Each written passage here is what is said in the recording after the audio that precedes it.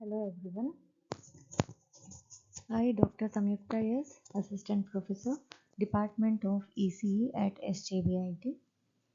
In this video, I'm going to explain you about the multiplexers.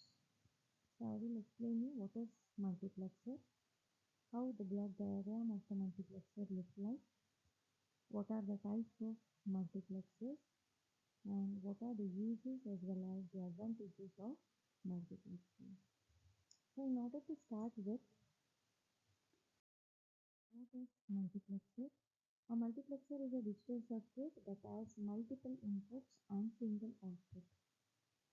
So it has n number of inputs and only one output. The selection of one input among the n inputs is done by the select input. So this select input is also known as a data selector. It has only one output, so it will going to select only one output at a time. So as I've told, so this multiplexer would be having n data inputs, only one output and n select inputs. So here the relationship between the select inputs and the data inputs will be like 2 power n is equal to n. So this is how the block diagram of the multiplexer looks like. So it is the block diagram for n:1 multiplexer. So here n is representing the number of inputs and 1 is representing the number of outputs. So it is having n inputs ranging from 0 to dn plus 1. These are called as the data inputs. So along with the data inputs, it will be having an enable input and the select input. So here the number of select inputs depends upon the number of data inputs here. Okay, it is having n number of inputs and only one output. So that output is represented by the variable y. So here, based on the number of inputs that are applied to the multiplexer, we have to decide the number of select lines here. And so based on the number of inputs, the multiplexers are classified into,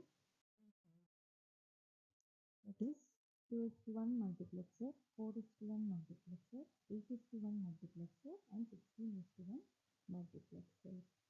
Here 2, 4, 8 and 16 are representing the number of inputs and 1 representing the number of outputs. So here depending upon the number of inputs, the select lines should be selected. For 2 inputs, we need 1 select line. For 4 inputs, we need 2 select lines. Similarly, for 16 inputs, we need 4 select lines. So now, let us discuss these multiplexers one by one. The first one is the 2:1 multiplexer. Here 2:1 means it is having 2 inputs and 1 output. So this is the block diagram of the 2:1 multiplexer. It consists of 2 inputs, that is D0 and D1 here, along with the enable input and the select input. Here we have 2 inputs, so only one select line is enough. And it has one output terminal that is represented by variable y. Okay, so here you can see the truth table of the 2:1 multiplexer here. So here the selection of the inputs will be done by the select line. Along with that, here we have enable input. When the enable input is 0, that is E is equal to 0, this circuit will not going to work. That is the output y is equal to 0. So when the enable input is 1, that is E is equal to 1, then the output depends upon the select inputs. Okay, so when enable is 1 and the select input is 0, the output is equal to D0. That is D0 is going to be the output. When enable is equal to 1 and the select input is also 1, then the output is equal to D1. Okay, so when I write the expression for this particular truth table, the output variable y is equal to S bar D naught plus S D1. So for that particular expression, if I write the logic circuit, that is using this equation, we can design the logic circuit. So that logic circuit is going to look like this. So as I have told, the output expression for the 2:1 multiplexer will be S bar D naught plus S D1. So this is how the logic diagrams looks like. So when S is equal to 0, that is select input is equal to 0, and yet 1 is enabled and AND gate 2 is disabled here. So the output Y is equal to D0. When select input is 1, that is S is equal to 1, and gate 1 is disabled and AND gate 2 is enabled here. So Y is equal to D1, that is output Y is equal to D1. This is how it will going to work. So next, the second type is 4 cross 1 multiplexer.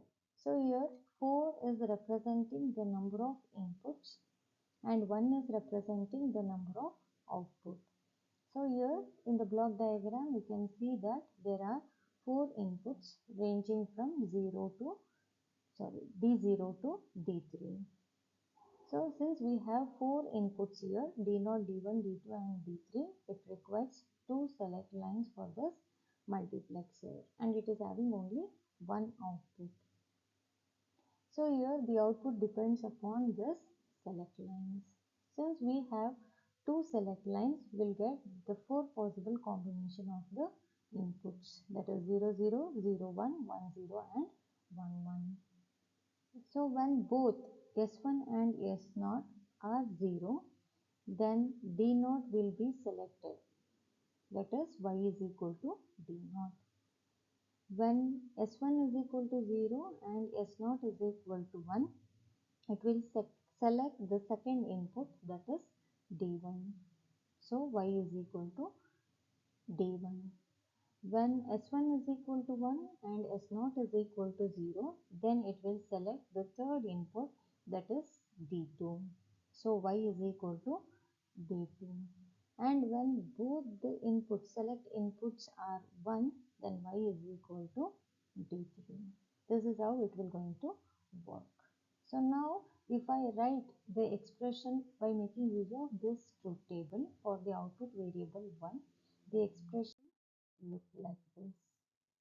So this is the output expression we are getting from that previous truth table of 4 cross 1. So when I represent this particular expression in the form of logic circuit, the logic diagram will going to look like this, and this particular logic diagram will going to work based on the previous truth table. Here the logic level applied to the S inputs here determines which AND gate is enabled so that its data input passes through the OR gate to the output. This is how the 4:1 multiplexer will going to work. So next is 8:1 multiplexer. So it consists of 8 inputs ranging from D0 to D7 and only one output. So as I have already told, since it is having 8 input, it requires 3 select lines, that is S2, S1 and S0. Since we have 3 select lines, we will get 8 possible combinations of the inputs ranging from 0 to 7 in binary. So here, when all the 3 select lines are 0, that is S2, S1 and S0 is 0, I0 will be routed to Y. I0 means it is D0. D0 will be routed to Y. Similarly, when S2 and S1 are 0 and S0 is 1, this D1 will be routed to Y. That is output Y is equal to D1. In the same way, when all the 3 select lines are high, that is 1, 1, 1, the D7 will be routed to the output Y, that is Y is equal to D7. Okay, the working of 2 cross 1, 4 cross 1 and 8 cross 1 multiplexer remains same. The difference is the number of inputs, that is the data inputs we are supplying to the multiplexer, and the number of select lines we have selected here. Similarly, after writing the truth table, we have to write the expression for the output variable y, and by making use of that expressions, we have to design the logic circuit.